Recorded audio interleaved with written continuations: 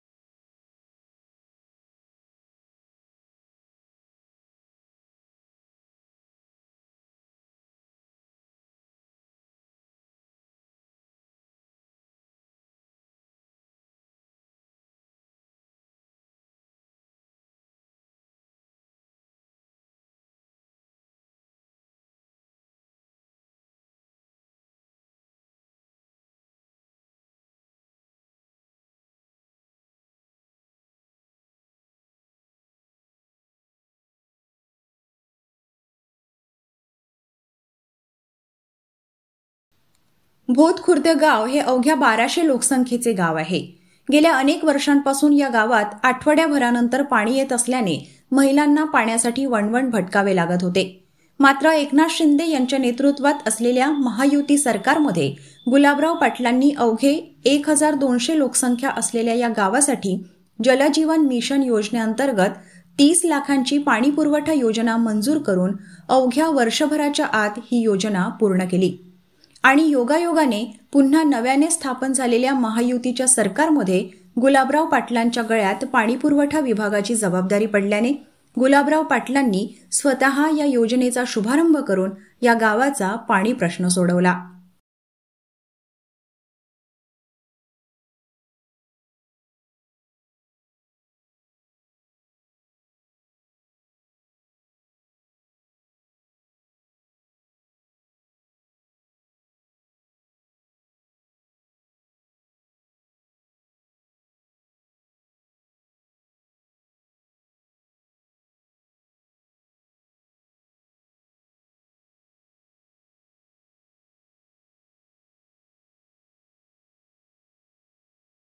बोध खुर्द गावात आता दररोज नळाद्वारे घरापर्यंत पाणी मिळणार असून त्यामुळे लवकरच पूर्णतः शुद्ध पाणी मिळण्यासाठी गावात फिल्टर प्लांट उभारणार असल्याचे गुलाबराव पाटील यांनी जाहीर केले असून फिल्टर प्लांटमुळे साथीच्या रोगांसारखे आजार व इतर रोगराई पसरण्यापासून गावाला काहीसा दिलासा मिळणार आहे।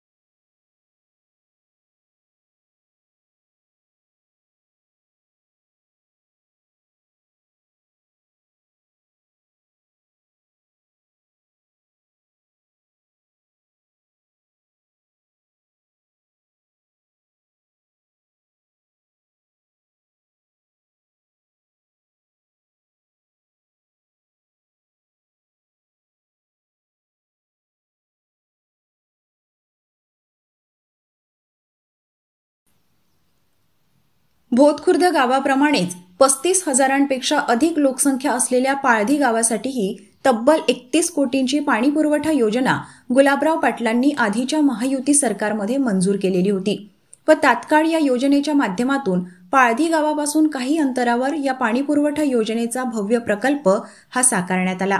या संपूर्ण प्रकल्पाचा देखील पदभार स्वीकारण्यापूर्वीच गुलाबराव पाटलांनी आढावा घेतला असून या भव्य प्रकल्पाचा देखील गुलाबराव पाटलांनी शुभारंभ करत पाळधी गावाला देखील मुबलक पाणी उपलब्ध करून दिले आहे।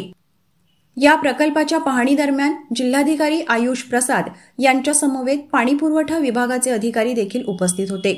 त्या संपूर्ण प्रकल्पाची गुलाबराव पाटलांनी पाहणी करून या प्रकल्पासाठी लागणारा विजेचा खर्च लक्षात घेता प्रकल्पाच्या बाजूलाच असलेल्या जागेवर सौर प्रकल्प उभारून या प्रकल्पाच्या विजेचा खर्च देखील वाचवला जाणार असल्याची माहिती गुलाबराव पाटील यांनी दिली आहे।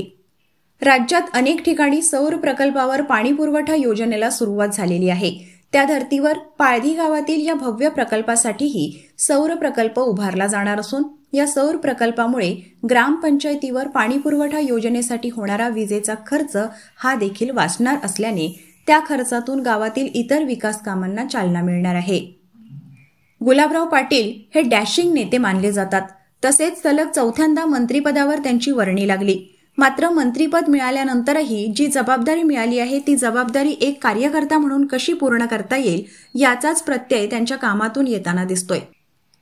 विशेष म्हणजे केलेली कामं ही आपली जबाबदारी समजून अजूनही बरीच कामं पाणीपुरवठ्याची प्रलंबित असल्याची प्रामाणिक कबुली देखील गुलाबराव पाटील यांनी दिली असून केवळ जिल्ह्यासाठीच नव्हे तर राज्यातील पाणीपुरवठा योजनांचे प्रलंबित रखडलेली कामं देखील कशी लवकरात लवकर पूर्ण करता येतील यासाठी राज्यभराचा आढावा घेणार असल्याचेही गुलाबराव पाटील यांनी म्हटले आहे।